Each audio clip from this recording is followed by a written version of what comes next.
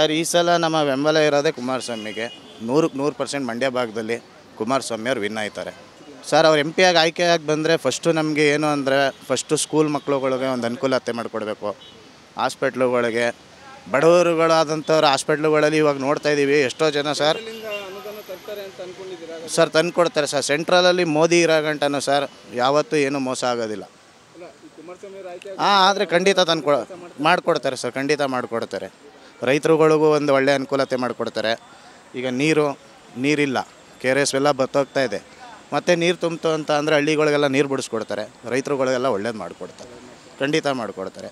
ಆದ್ದರಿಂದ ನಮ್ಮ ಬೆಂಬಲ ಇರೋದು ಕುಮಾರಸ್ವಾಮಿಗೆ. ಈ ಮುಖಾಂತರ ಕೇಳ್ಕೊಳ್ಳೋದು ನಮ್ಮ ಎಲ್ಲ ಜನತೆಗೂ ಕುಮಾರಸ್ವಾಮಿ ಅವರಿಗೆ ವೋಟ್ ಮಾಡಿ ಅಂತ ಈ ಒಂದು ಇದರಿಂದ ಕೇಳ್ಕೊತಾ ಇದ್ದೀವಿ ಸರ್. ಈ ಸಲ ನಮ್ಮ ಬೆಂಬಲ ಇರೋದೇ ಕುಮಾರಸ್ವಾಮಿಗೆ.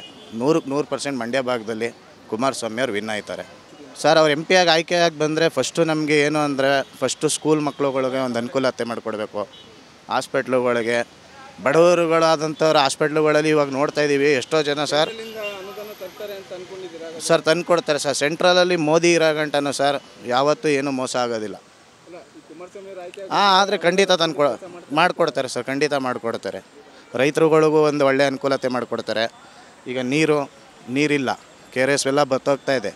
ಮತ್ತು ನೀರು ತುಂಬಿತು ಅಂತ ಅಂದರೆ ಹಳ್ಳಿಗಳಿಗೆಲ್ಲ ನೀರು ಬಿಡಿಸ್ಕೊಡ್ತಾರೆ. ರೈತರುಗಳಿಗೆಲ್ಲ ಒಳ್ಳೇದು ಮಾಡಿಕೊಡ್ತಾರೆ, ಖಂಡಿತ ಮಾಡಿಕೊಡ್ತಾರೆ. ಆದ್ದರಿಂದ ನಮ್ಮ ಬೆಂಬಲ ಇರೋದು ಕುಮಾರಸ್ವಾಮಿಗೆ. ಈ ಮುಖಾಂತರ ಕೇಳ್ಕೊಳ್ಳೋದು ನಮ್ಮ ಎಲ್ಲ ಜನತೆಗೂ ಕುಮಾರಸ್ವಾಮಿ ಅವರಿಗೆ ವೋಟ್ ಮಾಡಿ ಅಂತ ಈ ಒಂದು ಇದರಿಂದ ಕೇಳ್ಕೊತಾ ಇದ್ದೀವಿ ಸರ್.